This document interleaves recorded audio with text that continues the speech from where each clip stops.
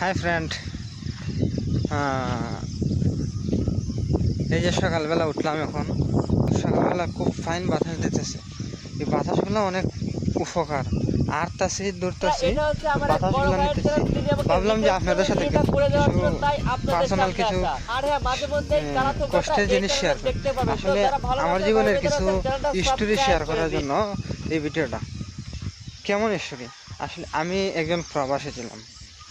2016 থেকে সৌদি আরবে ছিলাম। 2016 আসলে আমার জীবনের কিছু স্টোরি শেয়ার করার জন্য এই ভিডিওটা। 17 থেকে আমি সৌদি আরবে ছিলাম। 2023 আমি দেশে পুরা 23 গেলাম। আমি দেশে এসে আমার খুব ইচ্ছা ছিল, আমি একটা ব্যবসা করছি, ডিটারজেন্ট ব্যবসা। এখানে আমি যে 8 লাখ টাকায় আমি ধরা খাইছি।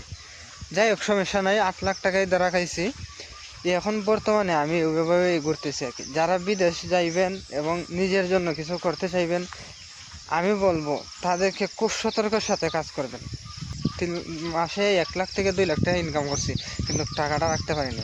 আজকে অনেক কষ্ট হইতেছে। আচ্ছা যাই হোক, কত হয়েছে যে তাকিরি ভাই, আসলে আমি শুরু থেকে তাহিরি ভাইয়ের কোনো কথাই শুনি না, যে আমার একদম পছন্দই হয় না। যে কি বাউল শিল্পী, বাউল শিল্পীর গান তো শুনতে আরো ভালো লাগে। গান তাহিরি ভাইয়ের গান শোনাতে বাউল শিল্পীর গান শোনা ভালো। এ তো বাউল শিল্পী, ফাউলের কথা কইয়া কি লাভ হইব? মাহমুদুল্লাহ শেখ নিয়ে কথা বললো।